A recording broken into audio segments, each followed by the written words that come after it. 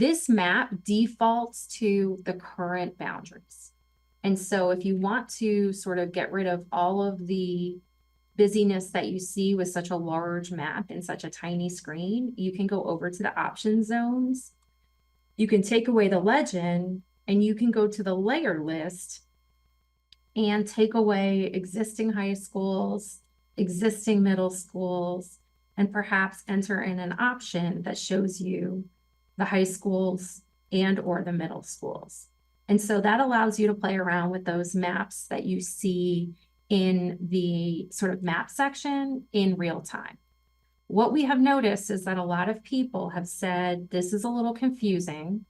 Can't you just show me where I am on the map? And yes, you can. So if you go in and you narrow in on an area and you know where your area is and sort of what part of the county you're looking at, you can actually click on a section and it will show you the existing elementary, middle, and high schools, as well as the middle and high school assignments by option, all in one place.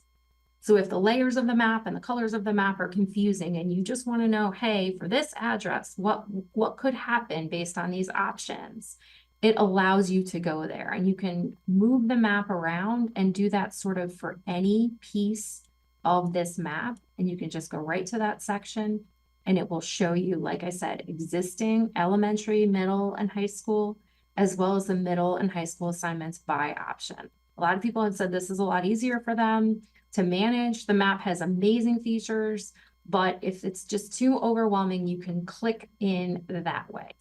If you get stuck and you're like, what happened to the map? It doesn't look right. You can always go up and just reload the page and it will take you back to the original screen.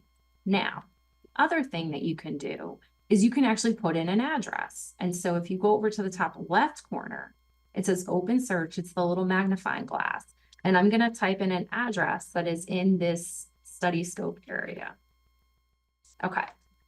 And so I typed in an address. Oh, hold on. I did not type in an address. Sorry. There we go. Okay. And then what I'm going to do is I'm going to click next to it. And it's going to show me the current elementary, middle, and high schools, as well as what the assigned middle schools and high schools would look like by option for all 4 options. So again, this tool does a lot of different things. What we have noticed is that people have different ways in which they wish to interact with this map. But at the end of the day, there are a lot of different ways in which you can get the information, whether it's to kind of see what's going on with the whole boundary study or just zero in on one particular area. There's a lot you can do. I'm going to stop sharing and I'm going to put those links in one more time. So then that way you can see them. And I'm actually going to turn my screen on so I can see you. Hello, welcome. So again, I'm going to put these in one more time. This is the link to the boundary study webpage for both boundary studies. It has all of the information in it. And then this is the link to the Crown Initial Options webpage. I'm going to put that one in. And then once you click in there, you can go to the different pieces that we talked about, the data, the static maps, and the interactive map tool. And just as a reminder with the interactive map tool, sometimes when you click into it and it looks like it's just sitting there, you may have to click a little bit to the left or right in that same little area to get the options to pop up. Sometimes it can just be a little finicky, and we've noticed that. So if you're having trouble and they don't immediately pop up, just do another little double click right around there. The interactive map tool, like I said, it does a lot of different things in there. It is available through the initial options webpage. And if you go into the initial options, it will take you to that link. It says interactive map on it, and it has a little picture.